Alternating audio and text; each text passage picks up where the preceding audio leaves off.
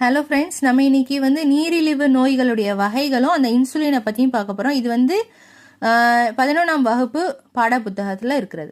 So நீரிழிவு நோயின் வகைகள் நம்ம ஆல்ரெடி நமக்கு தெரியும், டைப் 1 அண்ட் டைப் 2 டயபிட்டிஸ். அதுதான் இன்சுலின் டிபெண்டன்ட் டயபிட்டிஸ் மிலிட்டிஸ், அதாவது இன்சுலின் சார்ந்த நீரிழிவு நோய். இது இன்சுலின் எதிர்ப்பு நீரிழிவு நோய் டைப் 2ன்னு சொல்லுவாங்க, இன்சுலின் ரெசிஸ்டன்ட்னு சொல்லுவாங்க இதை. ஸோ 3ஆம் வகை பார்த்தீங்கன்னா வெறும் அந்த அதாவது நீரிழிவு நோயோட அறிகுறிகள் மட்டும்தான் அவங்களுக்கு இருக்கும். ஸோ இதை நம்ம சாப்பிட்டு 12 மணி நேரம் கழிச்சு நம்ம எடுக்கிறோம்ல டெஸ்ட், அதில் 70லேருந்து 100 டெசிலிட்டர், அதாவது ஒரு டெசிலிட்டர் குருதிக்கு ரத்தத்தில் 70 முதல் 100 மில்லிகிராம் குளுக்கோஸ் இருந்துச்சுன்னா அது நமக்கு அந்த டயபிட்டிஸ் இல்லைன்னு அர்த்தம்.